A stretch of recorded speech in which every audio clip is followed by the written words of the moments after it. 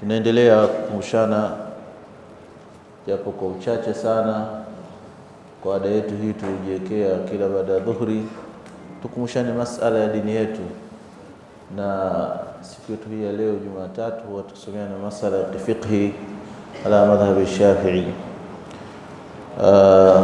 Tupo katika ghusl mayit, kuosha mayit. Wiki iliyopita tulikuwa tumeanza kuzungumzia ule ukamilifu, kama usema ibara za kifiqhi zinasema kuna aqallul ghusli ambayo tukasema ni ile wajib fil ghusli, na kuna akmalul ghusli ambayo ni mandubat au mustahabati fil ghusli. Tukaelezea kwamba katika akmalul ghusli kuna khutuwat, kuna step, kutoka hatua hii na kuja hatua hii na kuja hatua hii. Kwa taufiki ya Mwenyezi Mungu tumejaliwa kuizungumzia hatua ya kwanza ambayo ilikuwa ikielezea mtu anapokuwa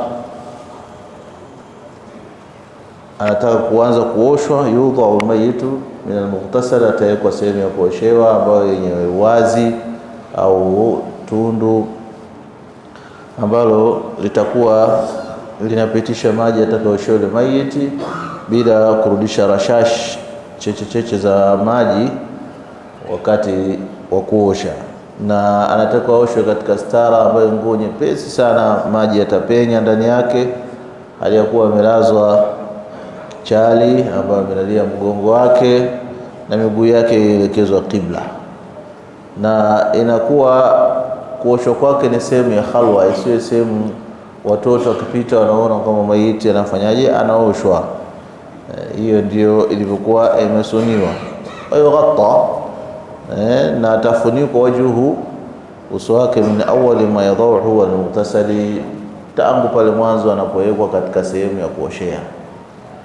Leo tukiendelea hatua ya pili, kwamba hatua ya pili ya kumuosha kiukamilifu, yani kwa maana mustahabati zote zipatikane katika kule kuosha, ni yaj'alul ghasilu, atajalia yule ambaye mwenye kuosha, ala yadihi al-yusra khirqa, katika mkono wake wa kushoto kitambaa, atakitatia kitambaa katika mkono wake wa kushoto. Wa yusabu al-mayyit ma'an khalisan, na atakuwa anamiminiwa mayiti maji khalis, maji safi yasiyochanganya chochote, min ra'sihi, kuanzia kichwani kwake, ila qadamihi, mpaka kufikia nyayo zake.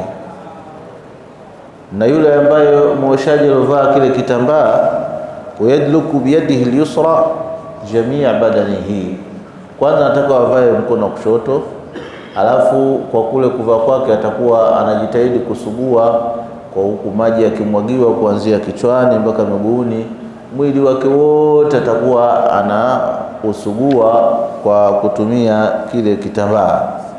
Hii ndo hatua ya pili ya kumuosha mayiti katika ule ukamilifu wake. Atachukua yule muoshaji kitambaa cheupe kama ada. Wale wanaosha practical tunaweza tukawauliza, wao ndo wanajua zaidi, kwamba akafunga kwa mkono wa kushoto kitambaa huku maji yakimiminizwa, na yeye akiendelea kumsugua mwili wake kama kuna uchafu wote unatoka. Hiyo ni hatua ya pili. Hatua ya tatu katika ukamilifu wa kumosha, inatakiwa yule muoshaji amsimamishe mayiti, sio kusimama wima, manake amwegemeze. Yusnidul ghasil almayita, atamwegemeza muoshaji mayiti birifqin, kwa upole sana. Atamwegemeza wapi na ni vipi? Tabana atajalia goti lake hili yule muoshaji huku nyuma ya mayiti, kwa maana kwamba kama anajalia, yani ile goti lake yule mayiti anamweka hapo. Kwa namna yote, kuna namna nyingine anafanya kwa magoti yao mawili ambayo yule mayiti anakaa hapa, na kuna wengine wanafanya kwa goti moja, kwa maana ya kwamba ananyanyua goti, anaweka kama hivi, na yule maiti anakuwa ameegemea ile sehemu ya goti, hali ya kuwa mkono wake huu wa kuume, mkono wake wa kulia umekamata sehemu ya bega ya neni ya yule mayit, pamoja ameegemezwa kwenye goti hili, na kidole hichi gumba atakuwa anazuia kichwa kisielemee kwa kwenda chini moja kwa moja. Kwa namna hiyo inakuwa vipi? Lengo kubwa ni kwa sababu apate wepesi wa kukamua ile tumbo kidogo kidogo, kuondoa uchafu ambao ulobakia katika tumbo. Ndio maana anawekwa kwa mfumo kama huu. Yani kwa mfano labda ala sabili mithal, tukachukulia kwamba huyu ndo mayiti kwa urefu wake wote, lakini huku kuna kumnyanyuka kidogo kwa sababu atakuwa amewekewa goti na mkono, na huu mkono wa kushoto utakuwa unakamua kidogo kidogo, sio kwa shida, kwa refu kidogo kidogo, na huku anambujiwa maji, ili kama kwenye tumbo kuna bakaya yote ya chakula ambayo ni haja itoke. Kama unavyojua mtu akishakufa hakuna tena break yoyote. Hata ndio maana Mtume SAW akatwambia usingizi ni kama nusu ya kufa. Kwa sababu gani? Unapokuwa umelala, viungo vyote vinafanya istirha, vinakuwa vina tena hisia, vina chochote. Sasa ukifa ndio zaidi. Na hata Mtume akatwambia katika moja anabatilisha udhu, katika moja ya riwaya ni kwamba wewe unapokuwa umelala, ukiamka ubidi ukatie udhu, kwa sababu al-ainu wika'u sah, yani ile jicho ndiyo kifungo cha ile tupu ya nyuma. Kwa maana kwamba mtu anapokuwa hana roho au hayuko katika hisia zile za kiroho, maana yake viungo vyake vyote vinakuwa vyepesi kudeliver chochote, kutoa chochote, kutoka chochote, kwa sababu hana kizuizi maalum. Hal kadhalika na huyo mayiti, kwa kufanywa hivyo basi chochote kilichokuwa tumboni kwa kule kuminywa kwa utaratibu kidogo kidogo kitakuwa kimetoka chote.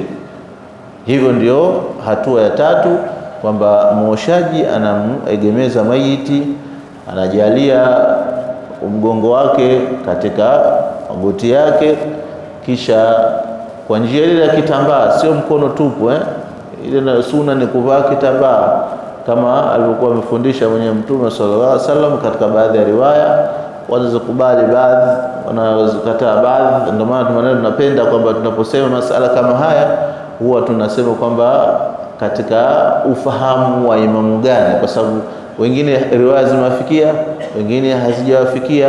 Kwa hiyo inakuwa kuna ikhtilafu katika kuelezea masala. Kwa hiyo kwa madhhabu Shafi'i kwamba kuvaa ile khirqa ndio sunna yenyewe, kwa maana usifanye hivyo waziwazi, otherwise kuna dharura ya kufanya hivyo, unaweza ukafanya. Kwa hiyo atafanya namna hiyo kwa kumfuta kidogo kidogo tumbo lake, liyakhruj ma fi batnihi wa yataharra al-bukhura. Tazama mayiti anapokuwa anaheshimika. Sisi leo katika elimu zetu za kisasa, mayiti kama kawaida tu, yani hana heshima yote. Heshima yako unapokuwa hai, ukifa tena hakuna chochote. Hapa inaambiwa kwamba yataharra al-bukhur, maana yake ajitahidi yule muoshaji kuweka mafukizo wakati anamuosha mayiti. Kwa nini? Kwa sababu liyastura raiha, ili istirike ile harufu ambayo itakuwa inatoka wakati wa nini, wa kuoshwa. Istiri harufu ambayo itakuwa inatoka wakati wa nini, wa kuoshwa. Sasa hii ndio ile sunnia ya haya. Sunna wakati mko hai, mtu kama dahin ghiban, yani manake utie duhun, manukato mazuri. Binadamu asili yake ni mtu wa kunuka, kwa hiyo unapotia manukato unakuwa na harufu nzuri. Asili ya shaitani anapenda harufu mbaya na malaika wanapenda harufu nzuri. Kwa hiyo ndio maana Uislamu, kwa sababu umeunganisha mambo yake sana kwa nurania ruhania, unatakiwa saa zote uwe unanukia harufu nzuri na usinukie harufu mbaya, kwani hilo ni jambo Uislamu haulikubali kwa namna ya kiimani. Al-Islam nadhifun fatanadhafu fa innahu la yadkhul jannata illa nadhif. Wa qala ahli al-ilm kwamba an-nadhafa nawain, nadhafa dhahir wa batin. Sasa nadhafa batin ndio hiyo itatuingiza peponi, ambayo qulub, moyo msafi, lakini dhahir ni madhhari yetu ya safi, ya nadhifu, kwa maana kwamba tusiwe watu wa kunukanuka kama sinavyokuwa binadamu ananuka sana. Hasa sehemu tatu hizi zikiachwa zinanuka sana. Sehemu yako ya kinywa ukiwa hujaziangalia zinanuka sana, kisha sehemu za kwapa ikiwa hujaziangalia zinanuka sana, kisha sehemu ya siri usipoziangalia zinanuka sana kwa mwanadamu, kwa sababu ya yale maumbile Allah subhanahu wa ta'ala. Kwa sababu hivi vyakula ukivichukua katika sura ambayo vishapikwa afikieke wazi hivi, kishaweka wazi kwa muda ima masaa au siku, kile chakula kishakuwa kinatoa harufu sio ile ilikuwa inanukia unaona hamu unatamani kula, inakuwa harufu nyingine. Basi hivyo likewise unapokuwa sasa unakitia kile chakula ndani, kinakwenda kufanyiwa mmeng'enyo, metabolism, inameng'enywa ile chakula mle ndani, mwisho wake kinatoka na harufu nyingine, sio ile harufu nzuri iliyokuwa imeingia. Kwa hiyo miili yetu ina reflect ile harufu. Kwa hiyo ndio unatakiwa mtu ujitahidi sana sana kujisafisha sehemu kama hizo. Kuacha kusafisha maana ni alama kwamba wewe Uislamu wako au imani yako haiko kawi. Kwa sababu nini? At-tuhuru shatrul iman, kule kujitaharisha ndiyo nusu au sehemu ya imani yako. Mtu kuwa mchafu sio katika iman, kuwa msafi ndio katika iman. Kwa hiyo atafanya namna hiyo, liyaswa raiha thumma yu'iduhu kama kana, kisha akishamaliza process kama hiyo atamrudisha kama ilivyokuwa. Hatua ya 4, yunajil ghasil almayit, atamstanjisha, manake atamtawadhisha. Huku kutawadhisha maana kushika udhu, kutawadhisha ile kwa lugha maana kwenda msalani ukajisafisha, kwenda msalani ukajisafisha, ile kutawadhisha. Maana yake hapa yunaji atamtawadhisha, atamuosha sehemu zake za siri, sio ile kutawadhisha kutia udhu, ile itakuja process yake. Lakini yunaji alghasilu mayita, atamsafisha kwa kumuosha yule mayiti, qublahu wa duburahu, sehemu zake za siri za mbele na za nyuma, kwa hali ile ya kujalia nini, kitambaa. Katika kila process moja ikimaliza, kile kitambaa kinafunguliwa, kinawekwa pembeni, kinachukua kitambaa kingine, kwa sababu isije ile uchafu wa mwanzo ukarudia vile vile. Kwa hiyo kwa hali kama hiyo atamsafisha yule muoshaji mayiti kwa kutumia kile kitambaa, tupu yake ya mbele na kisha tupu yake ya nyuma na pembezoni mwake, lakini kwa mkono wa nini, wa kushoto, sije akatumia mkono wa kulia. Otherwise imetokea emergency au dharura, mkono wake labda umepata tatizo, haina ubaya kutumia mkono wa kulia, lakini hatujatakiwa tufanye hivyo kwa sheria yetu ya Uislamu. Mambo yote ambayo chukivu Mtume sasa alikipenda kufanya kwa mkono wa kushoto.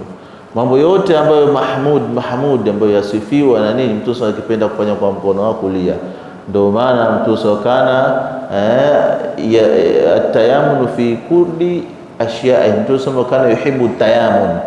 Katika riwaya kana sasa yuhibbu tayamun, alikipenda kutumia sana mkono wa kuume, huu mkono wa kulia katika kufanya kila jambo, kutoa, kupokea, kufanya isipokuwa katika mambo ambayo radhila, mambo ambayo twevu, basi alikipenda kufanya kwa mkono wa kushoto, mojawapo ikiwa kwenda kujistanji, kutoa uchafu, kustanji, kujisafisha zile tupu, alikuwa akitumia kwa mkono wa kushoto. Na pia unamuosha mayiti watakuwa utumie mkono wa kushoto.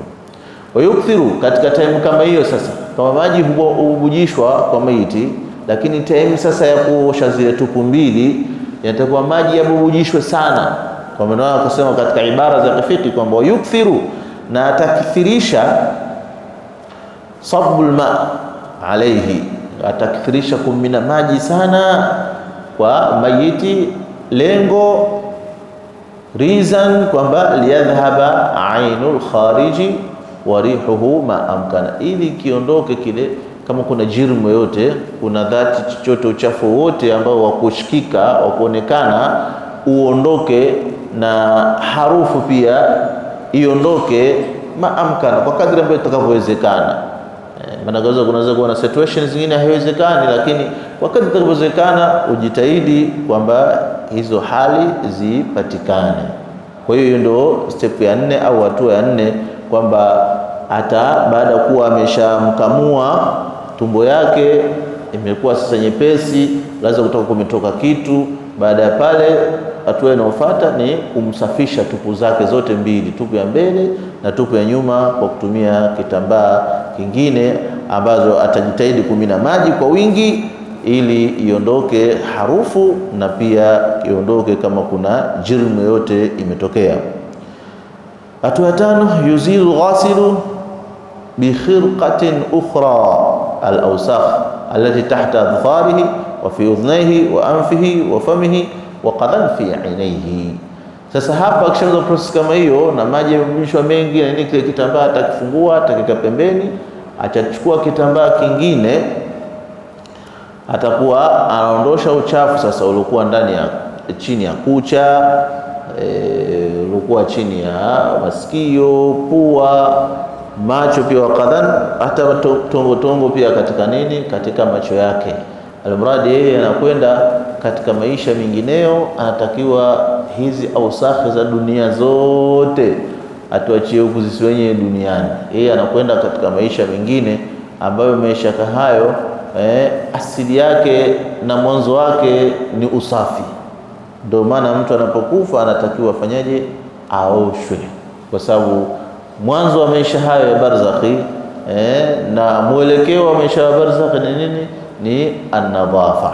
Sasa ukiwa Mungu amekuwafikia, umekusanya nadhafa zote mbili, wewe min alfaizin, ukakusanya nadhafa ya dhahiri ambayo ndugu zako Waislamu wamekalifishwa kuifanya, na ukakusanya pia nadhafa ya batin ambayo umekalifishwa wewe mwenyewe kuifanya wakati wa maisha yako. Hiyo itakuwa ni jambo kubwa sana. Baada ya kumsafisha maeneo kama hayo yote, kwamba kusafisha uchafu uliokuwa katika kucha, katika masikio, katika pua, katika kinywa, maana kwamba atachukua process nini, utaratibu unawekwa, anachukua kama kitambaa anakivingirisha katika kidole chake hichi, anamfanyisha mswaki, anamsafisha meno yake yale kama kawaida ilivyokuwa katika uhai. Mtu unasafishwa na pia unasafishwa. Muhimu katika kumsafisha kwa maji, uangalie maji yasiingie ndani tu. Akishamaliza process hiyo, sasa hatua ya 5 ya 6, yuwadhi'ul ghasil almayita. Sasa ndio ile atamtilisha udhu, atamtilisha udhu yule muoshaji maiti, udhuan kamilan, atamtilisha udhu uliokuwa kamili. Sio udhu sisi kwamba sengine unachelewa, unaofia jamaa, unafanya haraka sehemu za faradhi tu. Hapa udhu kamili, kwa sababu hakuna kufanya haraka, kwa sababu udhu una advantage yake, unaondosha madhambi. Kila vile maji yanavyopuputika, yanatiririka kuja chini, madhambi yale ambayo sio kabair, madhambi ambayo ni madogo madogo, sio makubwa, basi Mungu yote huyasamehe kwa kutokana na udhu. Na ndio maana Mtume sallallahu alaihi wasallam kasema kwenye udhu, mtu usiongee, attention na ule udhu. Sayyidina Imam Shafi'i rahimahullah alikuwa amesifiwa sana katika swala la udhu. Sayyidina Nafisatul ilmi alisema kwamba nipitisheni mswalie mimi na mimi Shafi'i. Alipokuwa amekufa Imam Shafi'i, Nafisatul ilmi akamwambia nipitisheni na mimi nimswalie. Alikuwa mwanamke, nimswalie kwa sababu kana yuhsinul udhu, kwa sababu alikuwa akifanya uzuri sana udhu wake. Na mtu mwenye kufanya uzuri udhu, maana yake madhambi yanapomoka. Kwa hiyo tujue kwamba advantage ya kushika udhu tu ni kufutiwa dhambi zako. Sasa utakuta mtu mwingine anatia udhu, bwana vipi ile document imetoka, ile bwana nitakuwa na stroke bwana, storage. Yaani mtu anatia udhu huku anafikiria mambo ya webbing katika mambo ya kazi. Kwa hiyo inakuwa hili ni jambo ambalo linakuondoshea faida kubwa wakati wa kutia udhu. Kuna madhambi ile mujarrad wa kutia udhu tu biqutrati tadhhab, yale madhambi, kwa zile kuturu zile zinazoondoka vitone tone vile, basi na madhambi yako yote yanaondoshwa. Kwa hiyo hapa na yeye muoshaji atamtilisha udhu mayiti kamili, kwa sunani walivyosema ulama, yani yudhiul ghasl mayit wudhu'an kan bi sunanihi ma adhkari, umeona, pamoja na zile dhikri zake.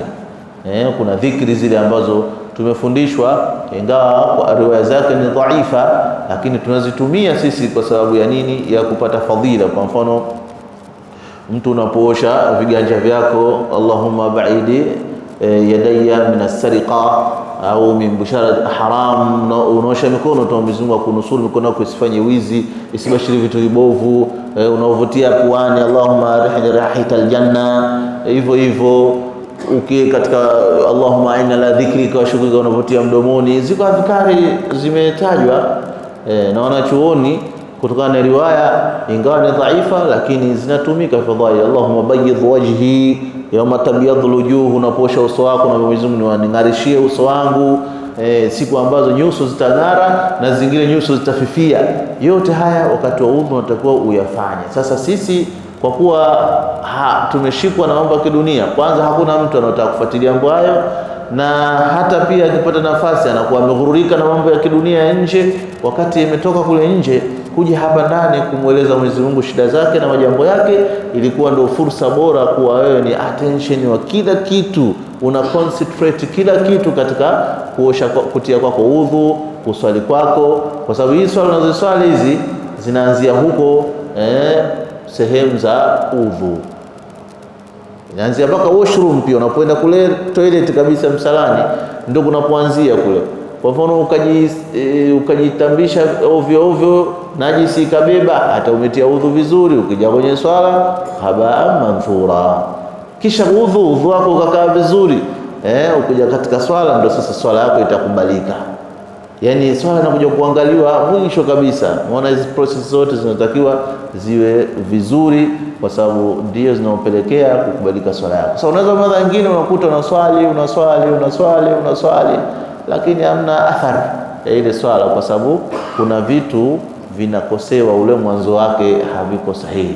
Kwa hiyo tunataka tujiassess, tujikague sisi wenyewe katika zile swala zetu, udhu wetu na kwenda kwetu msalani, tuko makini au tunafanya tu mujarradi, nimekuja kutekeleza tu wajibu basi, hiyo itakuwa tumejipotezea fadhila nyingi sana. Kutokana na wakati tukome hapo. Mwenyezi Mungu akitufikia kesho tutaanza wayuwadhiu, tueleze pia kwamba ataanza kumtawadhisha udhu kamili na suna zake na adhkari zake, lakini vipi na inakuwaje, na pia anatia nia na dua zinahitajika, kisha tuendelee mpaka tufikie hatua ya mwisho ambayo sasa itakuwa ndio hapo sasa anasubiriwa kukafiniwa maiti, kuvishwa sanda na process nyingine. Mwenyezi Mungu atuwafikie kile na ambalo linaomridhisha na kutusahilishia maisha yetu tulifanye, na kila tukikumbushwa tutekeleze, kwani yani mambo ambayo yanampata kila mmoja wetu, basi at least kwa uchache yakimpata, sio kwamba ndio pale umuhimu wa ustadhi unakuja au sheikh. Sisi wenyewe tufanye, umuhimu wao upo siku zote na time zote, sio tu pale mtu anapokufa. Na kama unavyosema siku zote, ndugu yako akifa, ukiwa unamstiri wewe mwenyewe kama ndugu, basi maiti anahisi furaha na wepesi, na yale machungu aliyopata yanakuwa takfifu, kuliko takaja mtu mbali anaanza kumjua mimi nilikuwa na aibu hii na hii na hii, anaanza kupata yale maumivu na machungu ruhia kiroho yake, ingawa hawezi kuvibrate hata kidogo ule mwili wake. Basi ngoja Mungu ambao yastamuna alqawla fayatabuna ahsana. Allahu ta'ala alam. Al-Fatiha.